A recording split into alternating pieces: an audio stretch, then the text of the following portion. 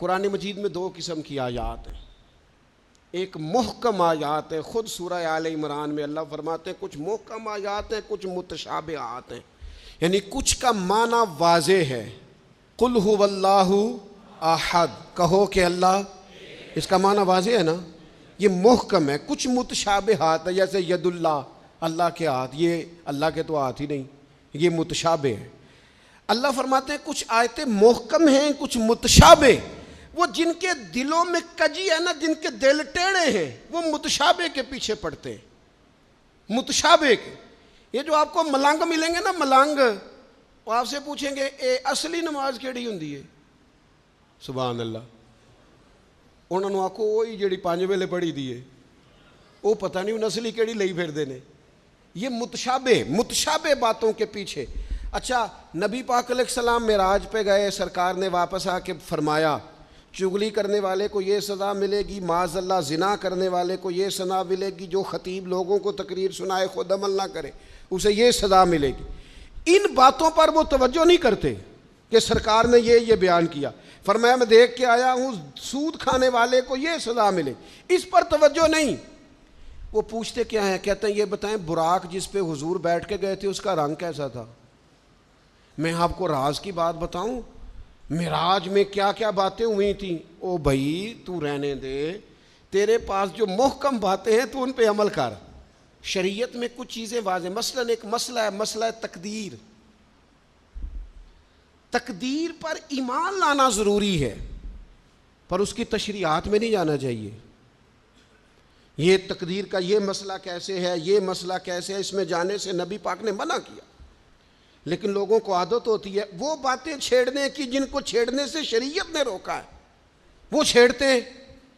یہ آپ حدیث پاک سنیے، حضرت ابو ہریرہ رضی اللہ تعالیٰ عنہ ارشاد فرماتے ہیں ہم سب لوگ ایک دن بیٹھے تھے تو کچھ لوگ مسئلہ تقدیر پر بحث کر رہے تھے، سرکار تشریف لے آئے۔ فرماتے ہیں حضور نے ہمیں وہ باتیں کرتے سنا مسئلہ تقدیر پر، تو نبی کریم صلی اللہ تعالی علیہ وآلہ وسلم کے رخسار مبارک، یہ حضرت ابو ہریرہ کے لفظ ہیں، فرماتے ہیں حضور کے غصے سے مقدس رخسار اتنے سرخ ہو گئے جس طرح کے انار نچوڑ دیا ہو رخساروں پر، جلال آیا نبی کریم کو۔ اور رسول اللہ صلی اللہ تعالی علیہ وآلہ وسلم نے ارشاد فرمایا تم سے پہلے لوگ اس لیے ہلاک کر دیے گئے کہ وہ ایسی باتوں پر بحث کرتے تھے جن پر بحث کرنے سے اللہ نے منع فرمایا ہے۔ اور حضور فرمانے لگے کیا میں اس لیے مبعوث ہوا تھا؟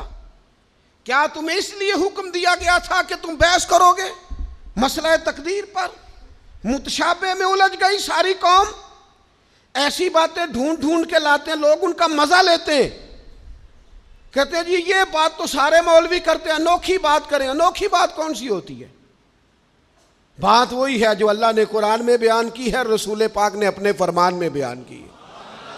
آپ چھپی ہوئی باتوں کی ٹو میں نہ پڑیں، جن باتوں سے منع کیا ہے۔ 2 دفعہ قسم اٹھائی ہے نبی پاک نے، 2 دفعہ رسول اللہ صلی اللہ تعالی علیہ وسلم نے قسم اٹھا کے فرمایا میں تمہیں قسم دے کے کہتا ہوں مسئلہ تقدیر میں بحث نہ کرنا، میں تمہیں قسم دے کے کہتا ہوں مسئلہ تقدیر میں بحث نہ کرنا۔ او خدا کے بندو، جن باتوں سے ہمارے نبی پاک نے ہمیں قسمیں دے دے کے روکا ہے ان باتوں میں الجھتے ہو۔ معرفت دی گل، معرفت کی ہوندی ہے؟ معرفت وہ ہے جو تمہیں قوال بتائیں گے، گویے بتائیں گے تمہیں معرفت۔ ہمارا قوال جی رات کو جی وہ توحید بیان کرتا ہے، وہ کفر بکتا ہے ظالم، اور تم کفر سنتے ہو۔ توحید وہ ہے جو میرے اللہ نے قرآن میں بیان فرمائی ہے، قل هو اللہ احد اللہ الصمد لم یلد ولم یولد ولم یکن لہ کفوا احد۔ اللہ نے بیان کر دی ہے، کسی قوال سے سننے کی ضرورت نہیں ہے۔ اس لیے تصوف اور طریقت کی اصل کو سمجھے آپ۔